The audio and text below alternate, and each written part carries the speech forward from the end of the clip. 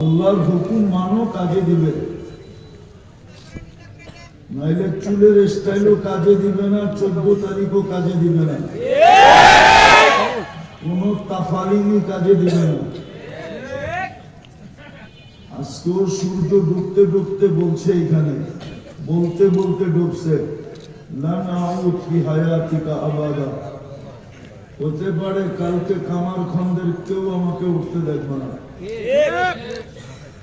এরকম জায়গা আমার চোখে একটা না কয়েকটা দেখা আছে। তোমাদের মতোই তাফালিং করতে করতে ঘুমাইছে, সকালে কেউ আর সূর্য উঠতে দেখে না, সব কবরের পেটে। এই জন্য চুপ, যদি পুরস্কার নিয়ে উঠতে চাই, আর যদি পুরস্কার ছাড়া উঠতে চাই তাইলে হইহুল্লা করলেও চলবে, বয়ান না শুনলেও চলবে। আল্লাহর হুকুম হলো আনসিতু। দ্বিতীয় আল্লাহর প্রথম হুকুম হলো ফাস্তামিউ, মনোযোগকে উজাড় করে দিয়া শোনো। দ্বিতীয় আল্লাহর হুকুম হলো আনসিতু, বিলকুল চুপচাপ শোনো, কোনো আওয়াজ যেন না হয়। যে আওয়াজ করবে আমি মনে করব তার উপরে শয়তান, সে শয়তানের কন্ট্রোলে, অথবা শয়তানই তাকে দিয়ে আওয়াজ করাইতেছে। কেন শয়তান জানে এইখান থেকে যদি পুরস্কার নিয়ে উঠলো তাইলে শয়তানের সারা জীবনের পরিশ্রম বৃথা যাবে।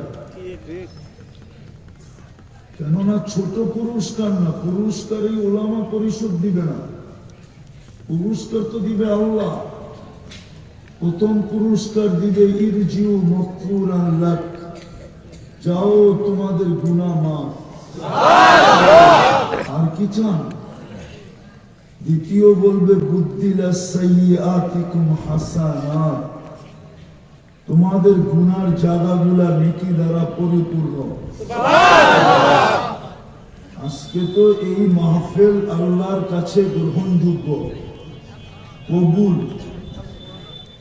প্রমাণ দিব, এটা ওয়াটার না, এটা বৃষ্টি না, এটাকে বলে ওয়াটার সেলুট।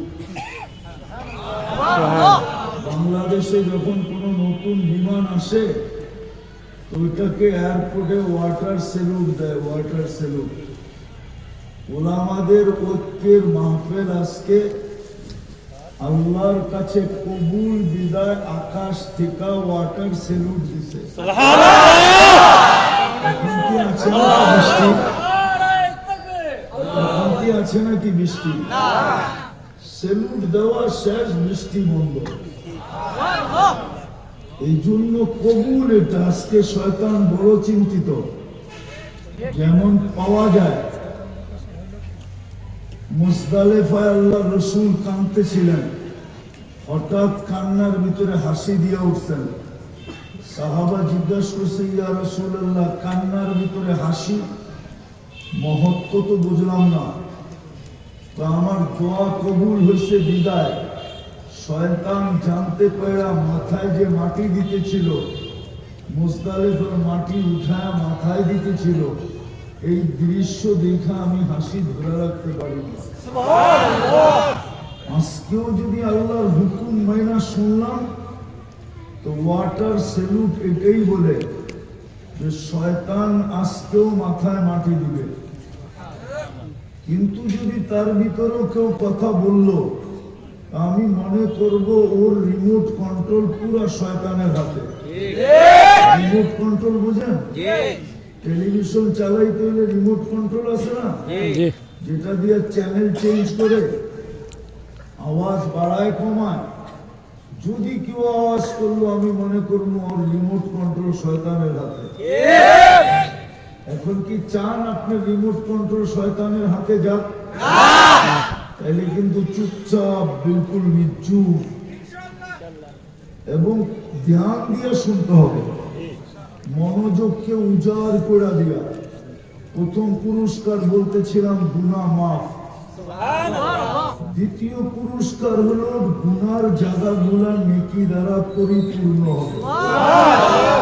তৃতীয় পুরস্কার আরো বড়, ওয়ায়াযকুরুল্লাহ ফী মান ইনদা। এই মজমার প্রত্যেক ব্যক্তিকে নাম নিয়ে আল্লাহ ফেরেশতাদের সামনে আলোচনা করবেন। চতুর্থ আরেকটাও আছে, যার আলোচনা আল্লাহ করেন তাকে কখনো শাস্তি দেন না।